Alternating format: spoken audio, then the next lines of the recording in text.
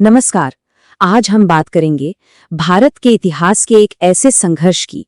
एक ऐसा संघर्ष जो सड़कों से उठकर सीधा सियासत के ऊंचे गलियारों तक जा पहुंचा। जी हां, झारखंड राज्य के सपने की और 1950 से लेकर 1970 के बीच लड़ी गई उसकी, कह सकते हैं, एक जबरदस्त राजनीतिक लड़ाई की। सोचिए, इस पूरी कहानी के दिल में ना एक ही सवाल था जो बार बार गूंज रहा था। सवाल ये कि क्या सिर्फ जुनून और आंदोलन के दम पर एक अलग राज्य बनाया जा सकता है, या फिर इसके लिए राजनीतिक ताकत का होना भी जरूरी है। और यकीन मानिए, यही वो सवाल था जिसने इस पूरे आंदोलन का रास्ता तय कर दिया। तो चलिए कहानी के पहले अध्याय की शुरुआत करते हैं।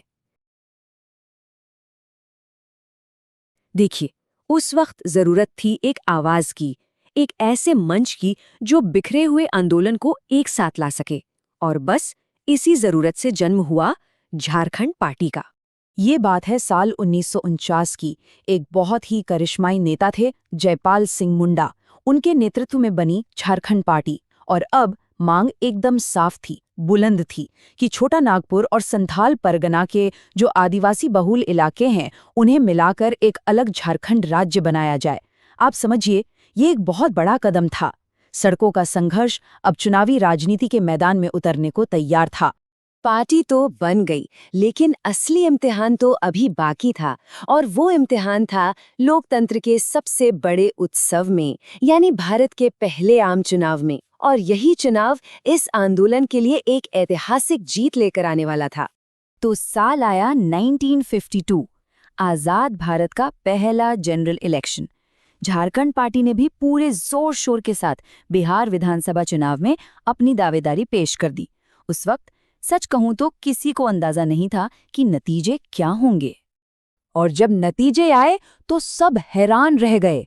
उम्मीद से कहीं ज्यादा चौंकाने वाले थे। झारखंड पार्टी ने 1, 2 या 10 नहीं, बल्कि पूरी 32 सीटों पर जीत हासिल की। जी हां, 32। ये किसी राजनीतिक भूकंप से कम नहीं था। अब सोचिए, इस जबरदस्त जीत का मतलब क्या था। इसने झारखंड पार्टी को सीधे बिहार विधानसभा में मुख्य विपक्षी दल बना दिया। मतलब अब ये सिर्फ एक आंदोलन नहीं था, बल्कि एक ऐसी राजनीतिक ताकत बन चुका था जिसे कोई भी नजरअंदाज नहीं कर सकता था। इस जीत ने एक बात तो साफ कर दी थी कि अलग राज्य की मांग कुछ नेताओं की नहीं, बल्कि इस धरती के लाखों लाख लोगों की आवाज थी। जीत का जश्न चल ही रहा था, लेकिन इसी बीच आंदोलन को अपना पहला और शायद सबसे बड़ा झटका लगने वाला था। और ये झटका आया उस कमीशन से जिसके हाथ में पूरे देश का नक्शा दोबारा बनाने की जिम्मेदारी थी। साल था 1955। स्टेट्स रीऑर्गेनाइजेशन कमीशन, यानी राज्य पुनर्गठन आयोग, ने अपनी रिपोर्ट पेश की। और उस रिपोर्ट के एक फैसले ने झारखंड के सपने को मानो एक ही झटके में तोड़ दिया। कमीशन ने अलग झारखंड राज्य की मांग को सिरे से खारिज कर दिया था। अच्छा, कमीशन ने इसके पीछे 2 बड़े कारण बताए। पहला तो ये कि इस इलाके में बहुत सारी अलग अलग भाषाएं और बोलियां थीं, कोई एक मुख्य भाषा नहीं थी। और दूसरा कारण, कमीशन को ये शक था कि जो नया राज्य बनेगा वो आर्थिक रूप से, मतलब फाइनेंशियली, अपने पैरों पर खड़ा हो भी पाएगा या नहीं। जाहिर है, इस फैसले से आंदोलन के समर्थकों में बहुत ज्यादा निराशा फैल गई। इस बड़े झटके के बाद कहानी में एक ऐसा मोड़ आया जिसने आंदोलन की पूरी दिशा ही पलट कर रख दी। ये एक ऐसा राजनीतिक फैसला था जिस पर आज भी बहस होती है। ये बात है 1963 की। झारखंड आंदोलन ने एक ऐसा अप्रत्याशित, एक ऐसा नाटकीय मोड़ लिया जिसकी किसी ने कल्पना तक नहीं की होगी। सोचिए, जो झारखंड पार्टी कांग्रेस की सबसे बड़ी विरोधी बनकर उभरी थी, उसी ने कांग्रेस के साथ विलय, मतलब मर्जर, का फैसला कर लिया।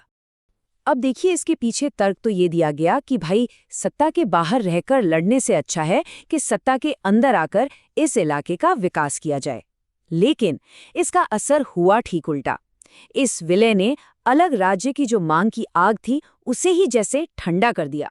और जो जमीनी कार्यकर्ता थे, जो आम जनता थी, उनके बीच एक कन्फ्यूजन और गहरी नाराजगी फैल गई। तो इस विलय के बाद क्या हुआ?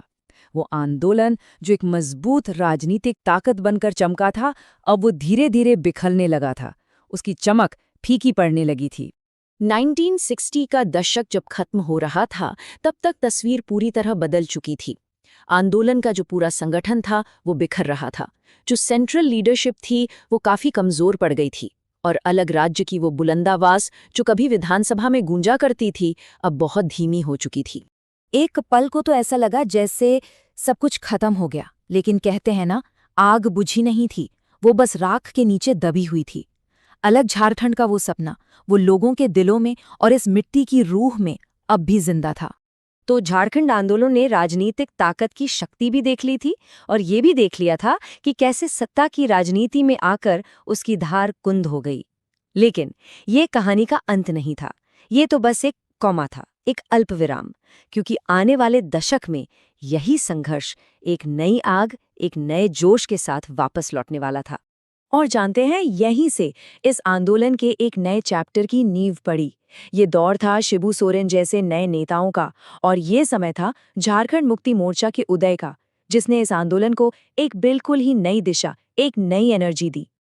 अच्छा, जाने से पहले एक सवाल आप सबके लिए। झारखंड पार्टी ने 1952 के उस ऐतिहासिक बिहार विधानसभा चुनाव में कुल कितनी सीटें जीती थीं? आपके ऑप्शंस हैं ए 15, बी 24, सी 32 या फिर डी 45। अपना जवाब नीचे कमेंट्स में जरूर बताइएगा, हम आपके जवाबों का इंतजार करेंगे।